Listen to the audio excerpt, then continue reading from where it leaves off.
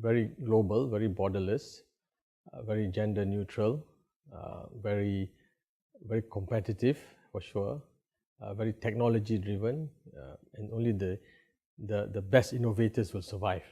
Yeah, so it's going to be a tough world, and that's where you need strong, good leadership to drive the economy and the business world.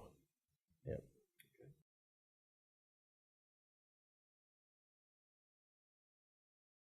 Interpersonal skills, knowledge on the culture of the country that you're operating in. Obviously, you need to have some technology skills to help you in the process. Communication, very important. You need to be multilingual. Yeah, Mandarin is the language of the future, for example, and one has to be very goal oriented. Yeah.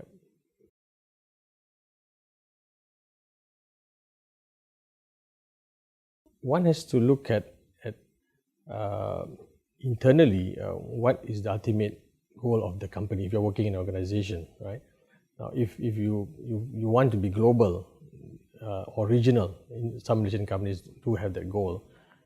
Internally, you have to develop your leadership to do that. Now, one of the ways is, I suppose, to have a strong cadre of high potential staff. By that, it's something that you have to develop. It's not something that you can buy off the market. This is where companies who invest in people, who invest in talent, will have that edge. So it's not cheap to buy talent nowadays, so you really have to develop it in-house. If I may quote an example of a company, a multinational which I used to work for, they value people with high potential, and they develop them into an all-rounder. You don't just work in finance all your life. You work in finance, marketing, sales, operations, supply distribution, and all that.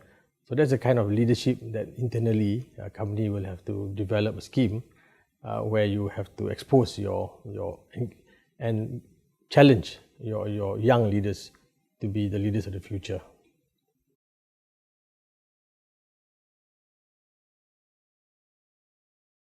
At the moment, if I talk about Malaysia in particular, I think we do not have the kind of exposure and the tools that the West have at the moment.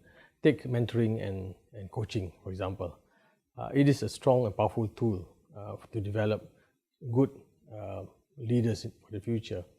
But it's struggling to take off the ground in Malaysia. Why? Because Malaysians still don't like to be coached or mentored, because it gives a feeling of that I'm inadequate, I lack certain skills, that I need to be coached. So if you talk about what are the tools that's required, for me, I think a strong mentoring and coaching scheme to be put into place. And I mean, you can go on and on about mentoring and all that, but that's something that the company and the country as a whole has to really seriously look into.